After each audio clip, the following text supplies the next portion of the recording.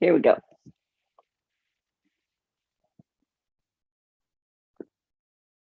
So go ahead and take a good seat. Now you may want to sit on a folded blanket or not, or on a block. And as you see in there, the props we're looking for today are 2 blocks and a strap. And that strap can, of course, just be a towel or a belt or a sturdy scarf. And blocks can be whatever you have at hand, 2 books that are about the same size. And finding a good seat, you might want to raise your hips by sitting up on a block for just a second, and then we'll come down from it. But what we're going to work on today is, and I actually noticed that I did this, I was with you this time last year. In other words, right before Mar Cheshvan, just after the whole month of Tishrei and High Holy Days, and just before the next month. And what we're working on today is to try to not work any harder than is necessary to do the whole thing, to do the whole pose. In other words, can I do less? That's going to be our question going through in every pose. The investigation is, can I do the whole thing and can I do less? Can I let my body support me? And as I said, I'm going to invite you into poses to explore, but you are absolutely, it is you have total permission to modify as you need based on your own body in general, or just how it is today, and your own experience. So go ahead and take a few breaths. Take that inhale and exhale. And feel the muscles of the chest expand on the inhale and relax on the exhale. We're already doing stretching just by breathing. And just check in with your body for a moment. If you like, you can place a hand in the heart center and on the belly. Not required. Just take a moment to check in. And maybe bring to mind or notice them if they're speaking to you now, the places that you tend to work extra hard, even when you don't have to. For me, it is my jaw. Sometimes it is the back of my neck. Sometimes it's my hips. Maybe there are places that you carry extra tension, or maybe you're working with an injury and that's causing new places of tension. What I'm hoping we will do, the invitation is to notice these places today and see if we can do a little less. Still do the full pose, the full practice, and do a little less. Like maybe do 80%, 85%. Backing off just enough to find a little space, a little freedom. It might take some courage not to push yourself, not to do the habitual practice. But I invite you to bring the curiosity of a scientist to see what's really happening when we don't work any harder than is necessary. So I'm going to come off my block now and sit cross-legged with my feet under my knees. So my shins are almost parallel. And I'm going to just lean forward just until I feel the first amount of stretch, the first amount of resistance. And take my hands nice and wide, fingertips down, and then just a little movement back and forth.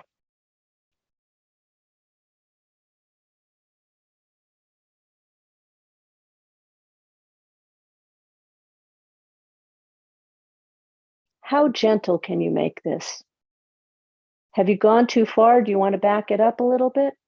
Oh, wait, there's sensation here too. Maybe back it up a little bit more and, oh, yeah, there's sensation there too. Come forward, go back, side to side, just easy. And then we're going to take the hands back behind you. Now you can just switch your legs, or you can come up into a bent knee boat pose and choose which is better, which is too much, which is just right, and put the other shin in front. Lean forward again, hands out, and take that side to side. And notice back in your buttocks and your hips, where am I just getting on the edge of that resistance?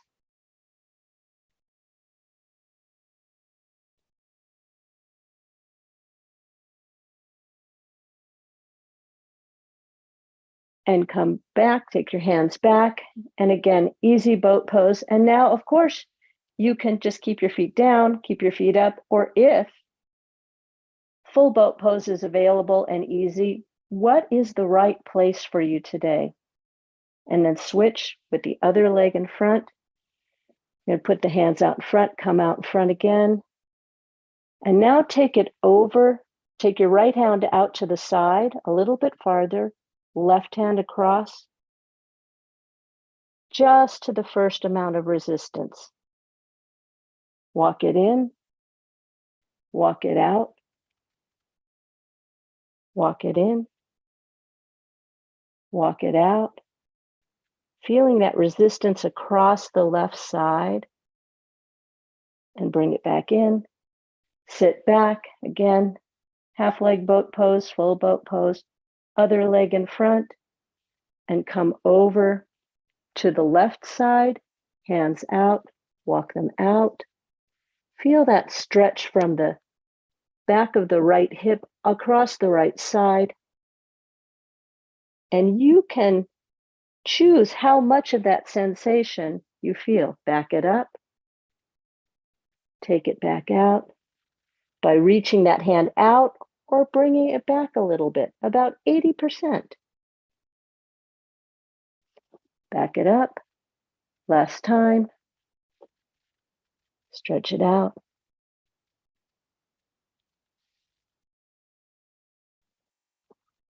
And now take the hands wide to the side, inhale up, exhale down, and an easy twist to the right without pushing on anything, no leverage, just the active range of motion.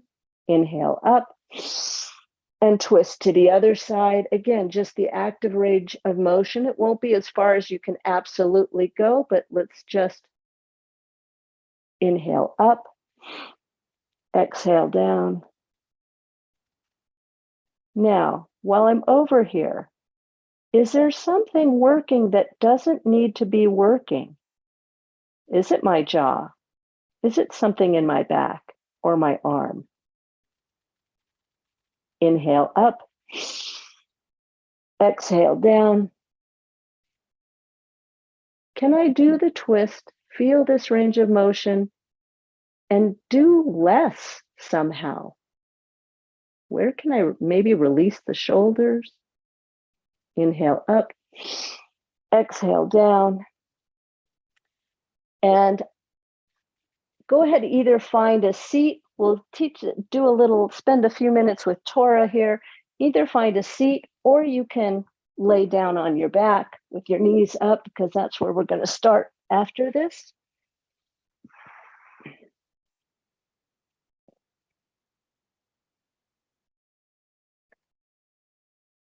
So I hope your holidays were good. I don't know about you, but mine were a lot. They were really good, but they were a lot. So much preparation, intensity, beauty, emotion, or not, inspiration, or not.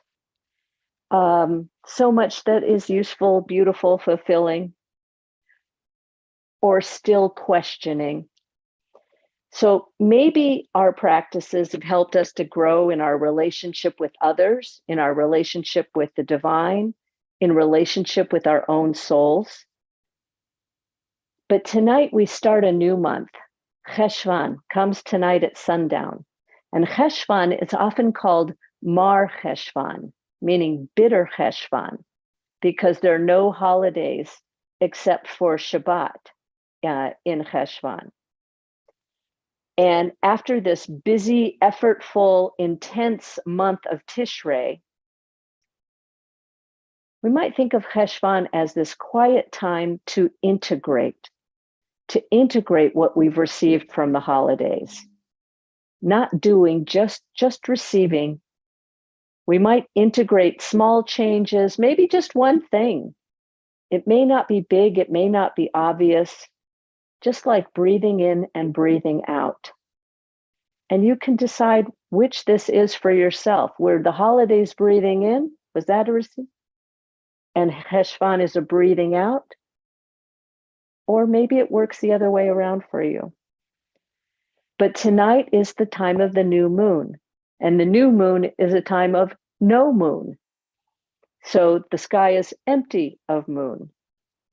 And we might think of this as empty time to integrate, to experience the resonance, the echoes, without adding anything extra, that what we have is enough.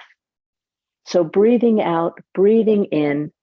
To live, we have to do both. We have that combination of effort and rest.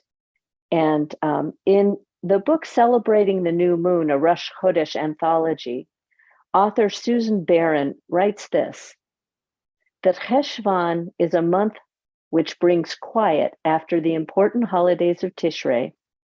And she advises us to stay a while in the empty place that Cheshvan creates. The Shekhinah, that indwelling presence, maybe feminine presence of God, is as much present in the empty spaces as in the full ones. She resides in the pauses between words as much as in the words themselves. And we may be surprised with what we find when we let ourselves be open to the unknown quiet. So that's the invitation for this practice today. That intensity of Tishrei, that working to get the biggest stretch, is balanced by the quiet of Cheshvan. They are both sustaining, but in different ways. Breathe out, breathe in. So this Cheshvan practice is about, can I practice doing a little less? To do what I need, but without adding extra intensity. In order to share the load of the holidays and everything cycle across the year, we do less in Cheshvan, breathing in, breathing out. Maybe finding some spaciousness and freedom, some balance. If I only exert 80%, what do I make room for? And in our yoga practice, we're going to share the load across the body so that no one place is doing all the work, that maybe we can do a little bit less. So we're going to start, as I said, again, back on our backs. And bring your feet towards the buttocks. They don't have to be right under the knees, but towards that. So you feel your feet firmly on the ground. Not too far out, but closer in. And just start with some pelvic tilt. So we inhale and do an anterior tilt, which creates a little bit of a tunnel under here, under the back. So that inhale and exhale, and let the lower back sink down to the ground. Inhale. And the lower back muscles are contracting. And you have that little tunnel in the pelvis. The lower part of the pelvis goes back, the upper hip points go forward. And exhale, lower the back down to the ground. And the tailbone lengthens towards the heels. Do it again. Inhale. Anterior tilt. Exhale. Lower the back down, and the tailbone lengthens to the heels. Couple more times. Inhale.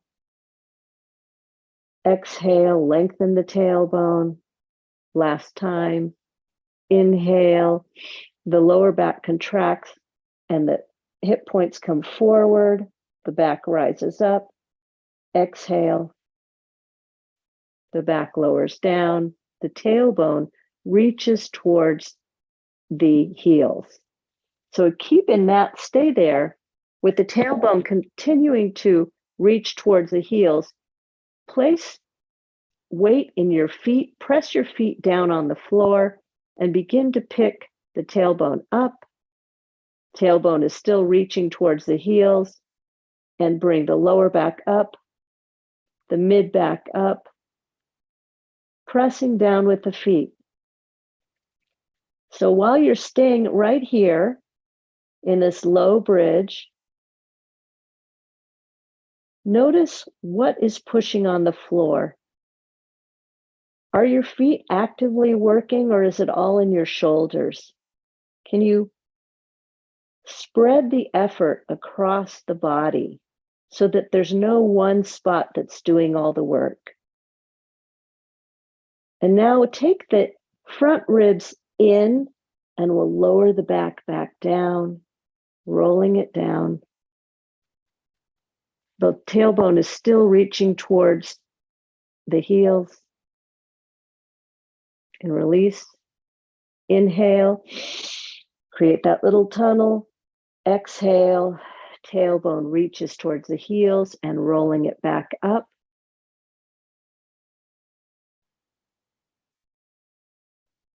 And is the work spread across the body from the shoulders, the abdominals working, the hips, the knees, the feet.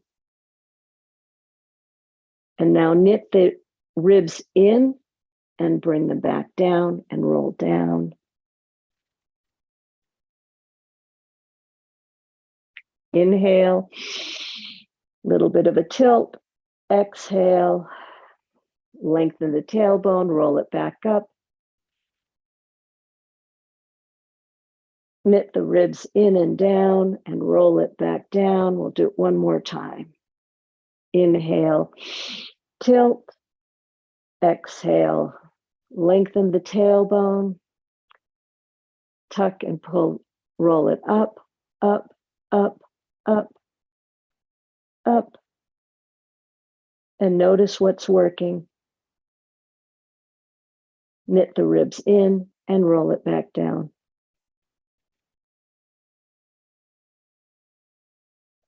And roll over to your side. Press yourself up, come to all fours.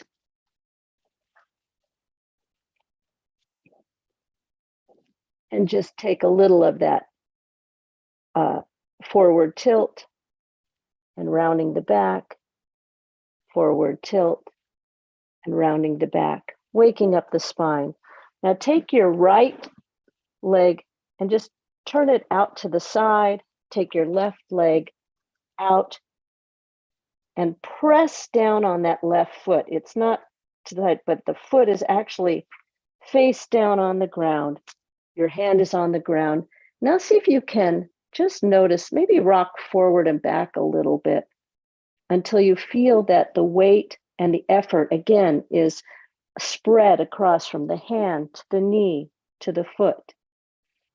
And take your left arm up and over and stretch,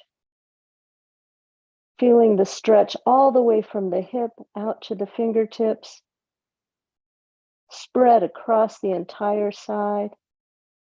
And take that hand behind the head and open up any amount. And exhale, curl. Inhale, open up. Exhale, curl. Inhale, open up. Exhale, curl. And notice, is there anything you can do a little less and still do the whole thing?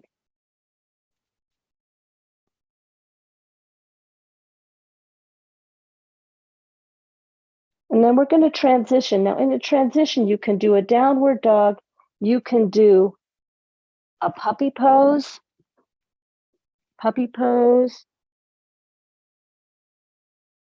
or you can do a bent knee, downward facing dog. So bend the knees. And here again, spread the work across the body. It shouldn't be all in the hands or all in the feet, but spread the work across the body. And then straighten the legs any amount if you're choosing to do this.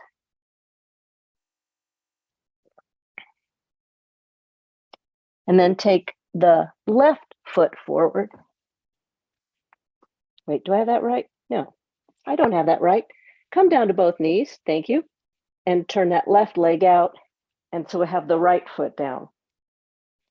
And again, notice, just move back and forth a little bit and feel like you have the effort spread across the body. And open up for a nice long stretch.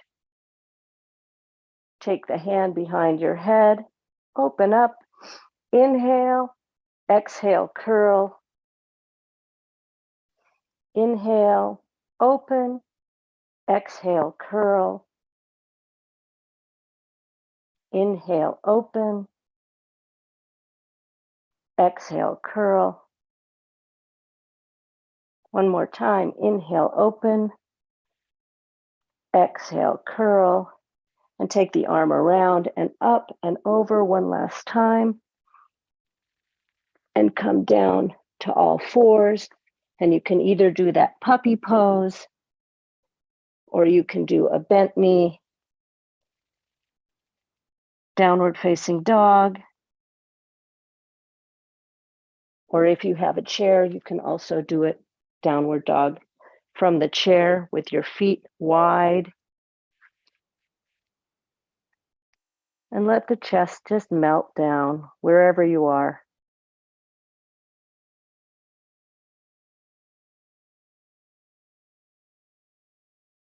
If you're in a downward facing dog, play with the knees bending and straightening, bending and straightening, not to the full straight, whether you're using the chair or just on the floor, but bending and straightening till you feel that resistance. Again, not full, but how can I do the whole thing and maybe do a little less? And then come on down. So go ahead and grab your blocks if you find that blocks are helpful for you. They're not required, but certainly optional. And we're going to take the right leg. So come on to the left knee, take the right leg out front, and wherever you want your blocks, they can be up at this level, halfway, or all the way down, your choice. And get that right leg out a little bit farther, up on the heel. Sorry, not up on the heel. You're going to go forward in an Ardha Hanumanasana, dynamic Ardha Hanumanasana, and back. Without sitting in a stretch for a long time, we're just going to move, go through the range of motion. So take it forward and take it back, just feeling the motion. And now I'm going to take just a moment to investigate, again, what that work we've been doing with the pelvis. So here we go, forward. There's that forward tilt. And come back. And now we can lengthen that tailbone. And you notice, keeping this front knee bent, keep it slightly bent. Let's try that, just the pelvic tilt right here. We can tilt it down, lengthen the tailbone. We can also do the forward tilt, and you feel how much work you're doing on that leg. So that pelvic tilt is something that you can adjust to determine how much work you're doing. And now we'll go ahead and for the dynamic motion, just forward and back. Notice where your pelvic tilt is.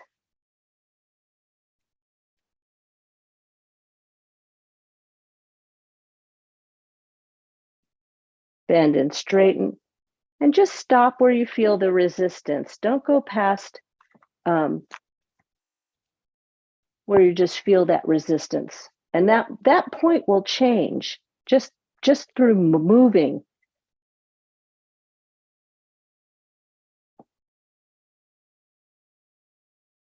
And one more.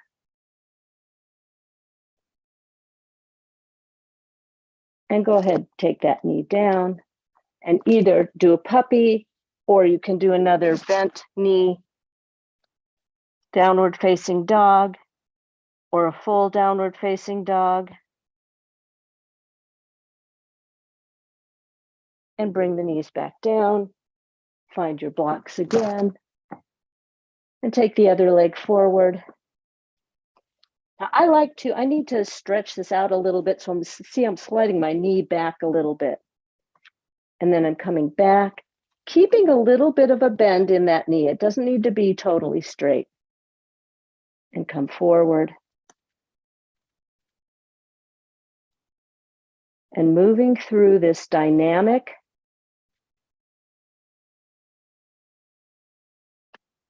activity, working on functional strength in a stretched position. So we're just doing this mild, continuous motion at your own pace. And then take a moment to check in with that pelvic tilt here. And notice that by adjusting that pelvic tilt, keeping this knee bent, and just with the pelvic tilt, you can control how much that hamstring is stretching. And how much is the right amount today? Can you do less? And let's go back to the dynamic continuous motion.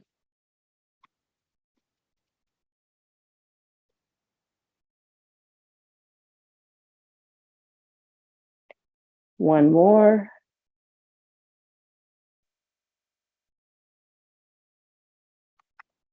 And go ahead and put the blocks aside. And again, you can either come to puppy pose or back to downward facing dog on the floor or on your chair.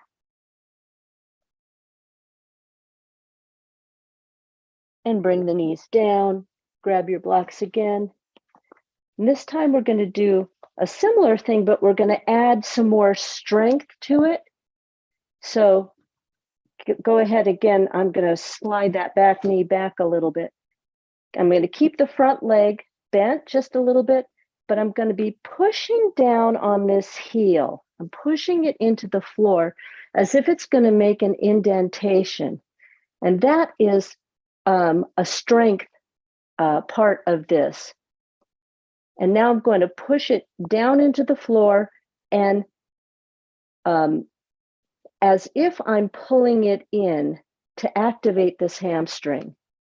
So this is strength in a stretched position. This front leg should be comfortable. There should be a little bit of resistance, moderately challenging, but not the hardest that you can do. So you go to that edge and then back off a little bit. Back off. Push it down. Pull it back. And play with that.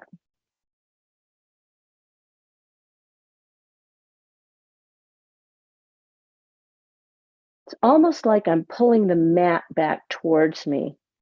And then also add in that little bit of pelvic tilt, the anterior pelvic tilt, posterior, Anterior, where this hip is going forward. Posterior, where I'm curling it back. What do you feel? What do you notice? How far should you go? How can I do less? Is there something here that's working too hard?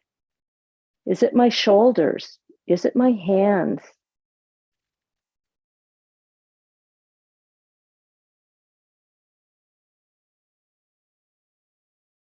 And bring this knee back,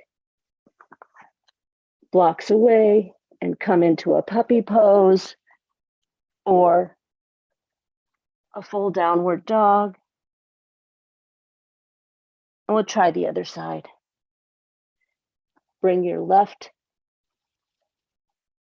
knee down, left foot forward, and slide that right knee back a little bit. Bring your left foot up on the heel, keeping the knee bent. I don't know if you can see that. Keeping this knee, I'm keeping that slightly bent. And now I'm pressing down into that heel and pulling it towards me. It's as if I'm pulling the mat towards me. And now feel how you work that with the pelvis again. That anterior tilt, posterior tilt, taking the tailbone down towards the ground, anterior tilt, posterior tilt. Notice the sensation with that forward tilt, the anterior tilt.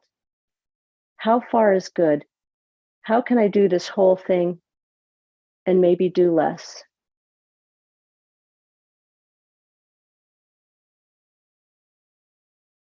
Do it a couple more times.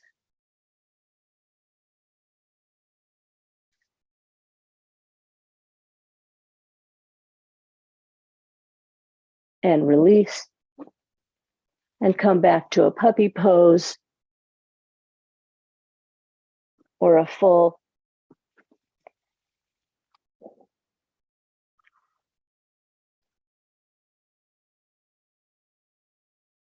downward facing dog. Oh, and I forgot my strap. Okay, there was something I wanted to do with the strap. Let's do something with the strap. Since I asked you to get it, this is really good. Go ahead and stand up and grab your strap.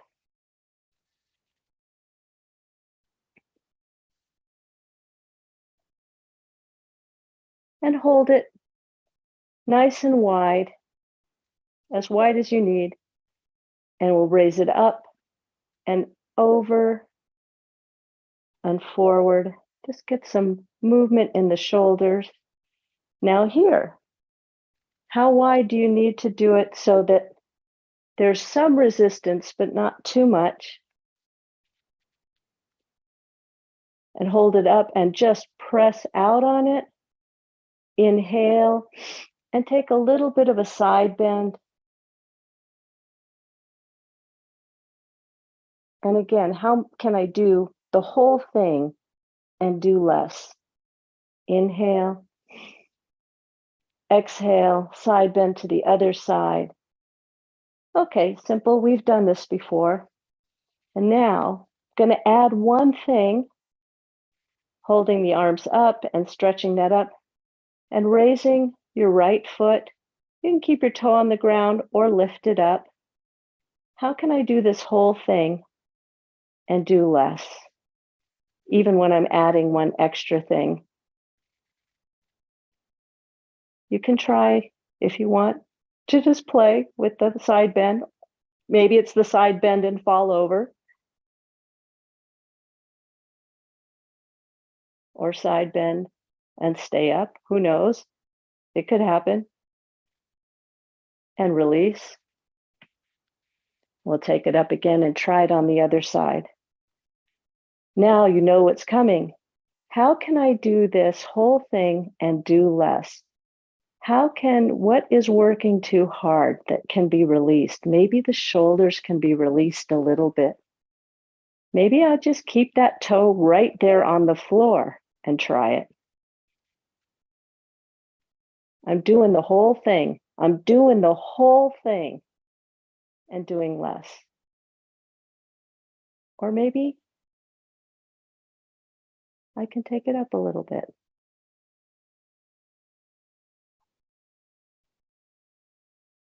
Notice if any of your habitual places, whoop, and I fall over. That works too. Any of your habitual places of tension kick in as soon as you pick that foot up or take the weight off. Just notice it. Take a second to just notice shoulders, neck, jaw, hips. Is there anything that can be released? Can I do a little bit less? And release it down. We'll try that doing a little bit less. We're going to come back down to the floor. On the right knee, take the left leg out like we did earlier. And take that left arm over. Now, once again, spread the work across the body so that not one spot is doing all the work. Now we're going to add a little bit extra and ask ourselves if we can do less. So we're going to think about lifting that left leg. Just think about it. And now maybe go ahead and just lift it up or just continue thinking about it. How can I do this and do less? Can I spread it across the whole body, from the fingertips to the toes, the knee, the arm, and drop it down and raise it up and take it down and raise it up and raise it, take it down. And go ahead and stretch out in a puppy pose or a child's pose. And then I'm going to come to the other side. Take the right foot back. Take that left one out in a kickstand. Balancing across the body, take the left arm up and over. Before I do anything else, can I spread the work across the body? And now think about raising that right foot and go ahead and raise it up. Can I do less in my shoulders, in my hip? And take it down and raise it up and down and raise it up. Last time, down and raise it up. And come on down to your knees and back down all the way to the mat.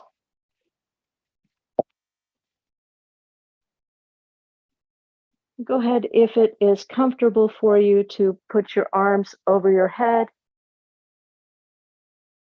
Bend your knees. And we're going to just take the knees from one side to the other. From one side to the other. Breathe in. Breathe out. Breathe in. Breathe out. And find a comfortable place for your arms, maybe down to your sides, about 45 degrees out. And extend the legs. And if you like something under your knees or however you want to prepare for Shavasana, if you need a sweater or put something over your eyes.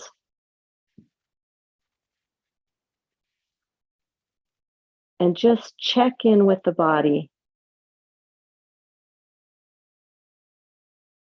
Even as I'm lying here, is there some small adjustment I can make so that I can do less and fully doing the pose?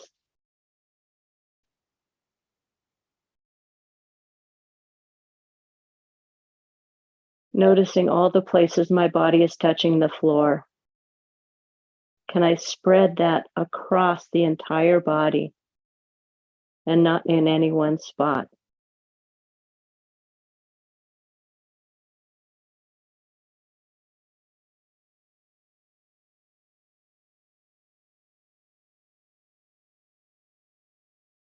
Bring your awareness to your breath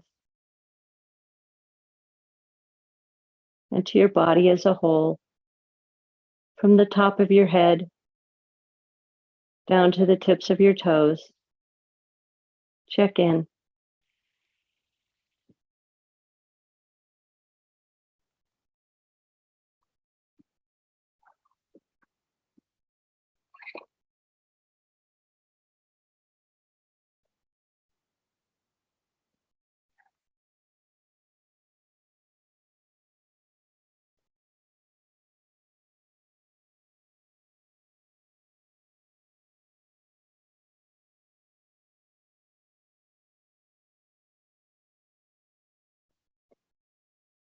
The empty spaces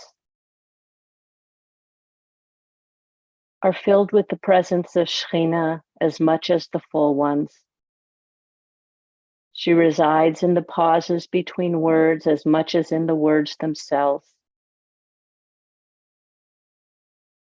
We may be surprised with what we find when we let ourselves open to the unknown quiet.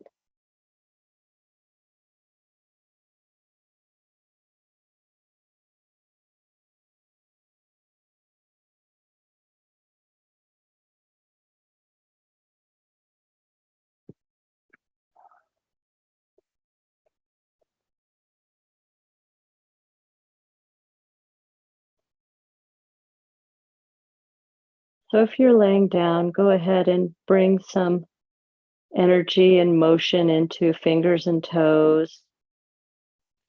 Bend your knees so that your feet are on the floor.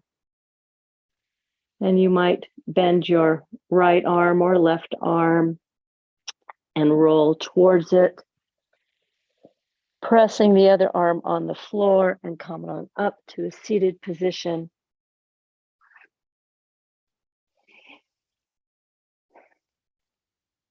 And just notice.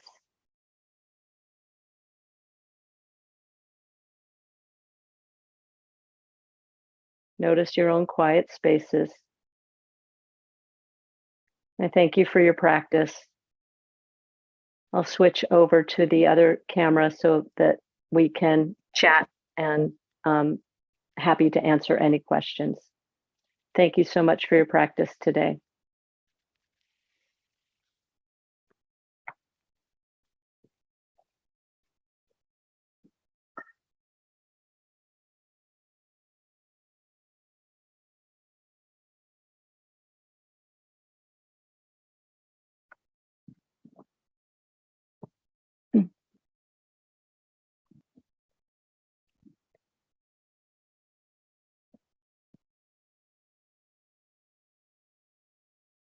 So let me,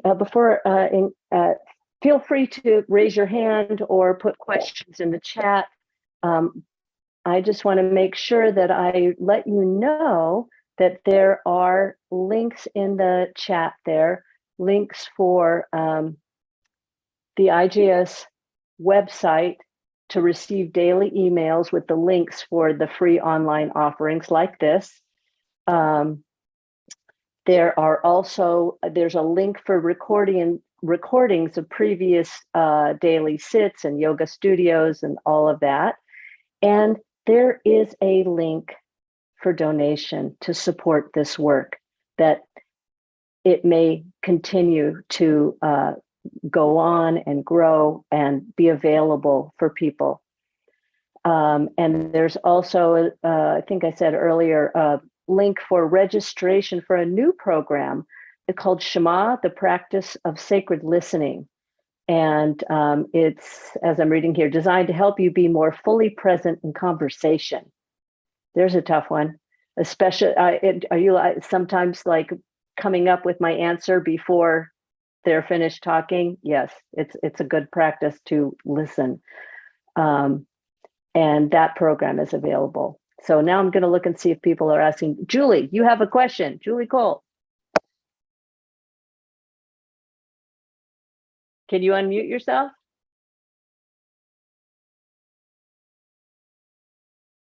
Let me see if I can do it. Huh. Kat, can we make it so that Julie Cole can unmute herself? She just did. I can. Okay, great. Thank you, Julie. Of course, as usual, that was perfect. And I really, as other people are saying, I really appreciate the message about not pushing so hard and taking an opportunity to notice where I might be straining that's unnecessary, or what it feels like to put a little less effort in, and to experiment with that on the mat. Because I certainly need to hear in my life. So I'd love you to talk a little more about that. Yeah. Well, so it is both a feel-good message, but is actually an effective message in terms of our yoga practice, in terms of everything we do, of course. But in terms of the physiology of the yoga practice, there's the little voice that says, work harder, just work harder. If you're not in pain, you're somehow no pain, no gain. And the truth is that we actually are able to more safely make changes in that 85% effort range. It's more sustainable. We suffer less injury. And it feels like, we were doing that forward leaning, like bending the knee forward and back. It's so easy. It feels like I'm doing nothing. And yet, how do you feel afterwards?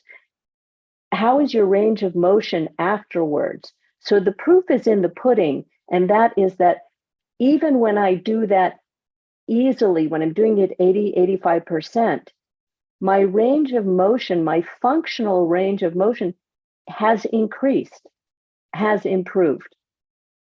It does not require long, extreme passive stretches to increase my range of motion. That's pretty mind-blowing, right? Yoga teachers that I've been hearing lately talk about that, talk about the yoga hangover, when we sit in a really long, extremely stretched position for a long time. There's kind of like a hangover. If that really stretched my muscles, my hamstrings would go from here to the Mississippi River. So that's not actually what happens, but we're increasing our ability to have functional range of motion. And that happens even when we're just at 85%. William, hi, I can't hear you. Kat, can we unmute? Thank you. Now I can hear you. Okay. Thank you for this session. You had asked about my intention. My intention was to be grateful, and I always find myself pushing very hard to do my best, and trying to do less would make me feel more grateful. Well, I'm glad that it makes you more grateful, and you highlighted something that's really important, I think, to do my best.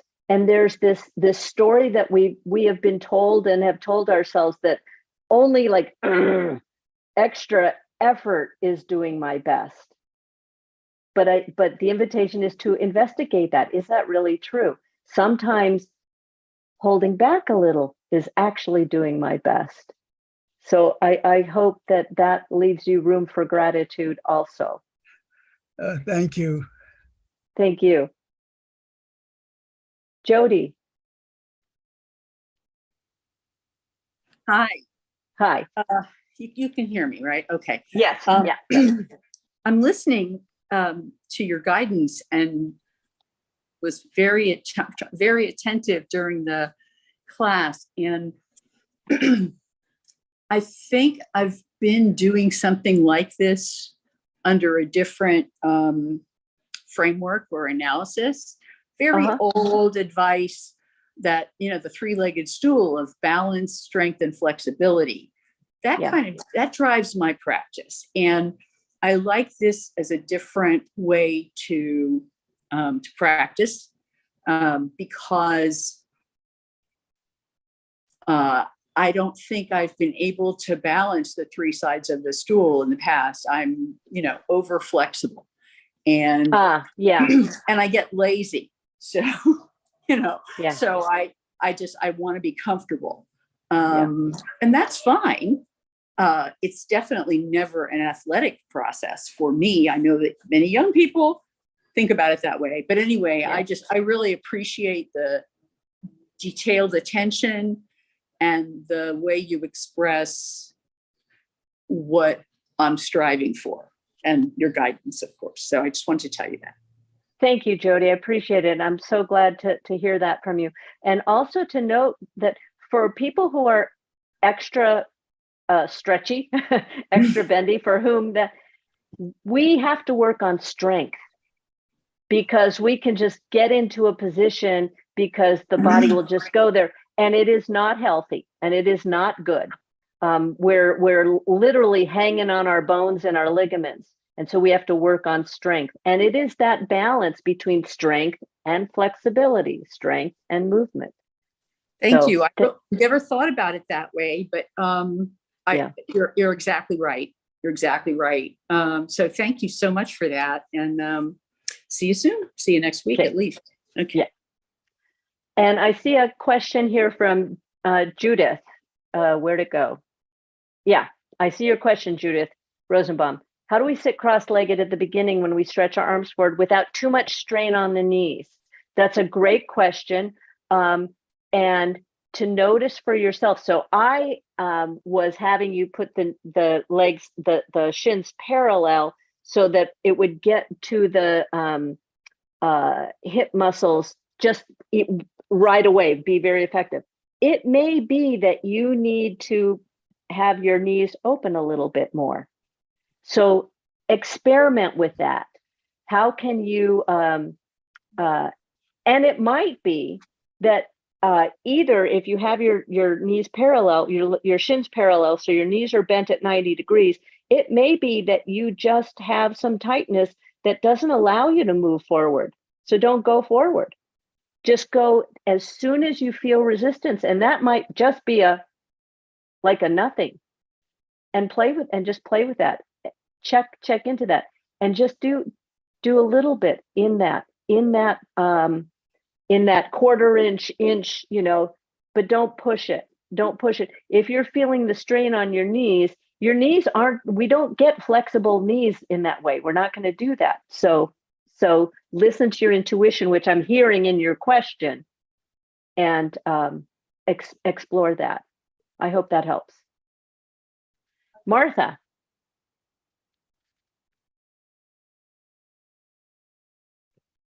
I wanted to thank you so much.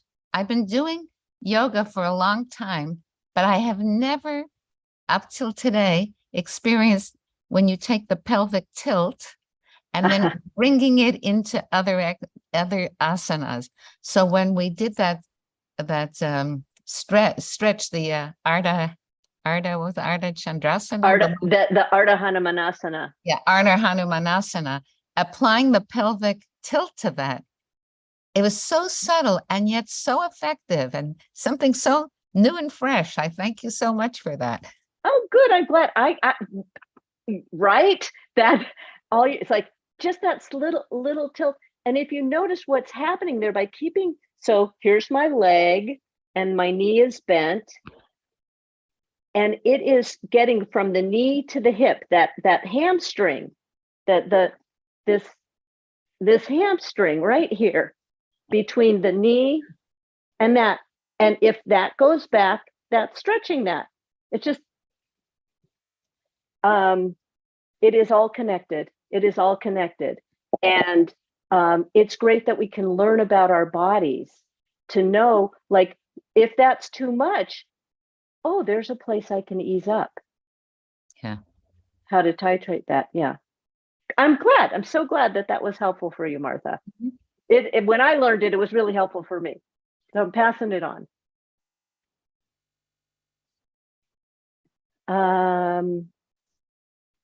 Let's see. Cheryl Shapiro, thank you for your comment. And Deborah Stamen.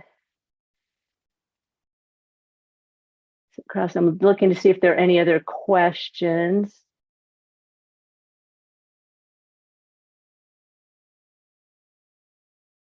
And Judy Bisman, who's coming back for the first time. Yes. And it was difficult, but coming and doing it at a limited level, that is great. Use that intuition, use that wisdom of your own body to know when you have reached a limit. You shouldn't, we're not looking for pain, resistance, some pressure maybe, but not pain.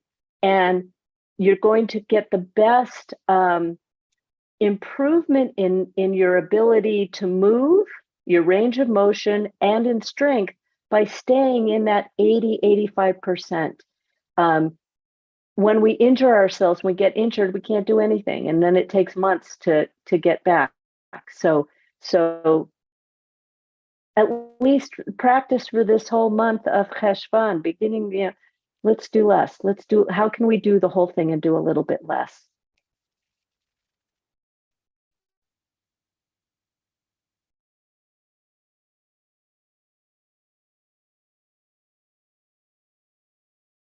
Okay, everybody, thank you so much. I think I've got the questions here. I think that's a wrap.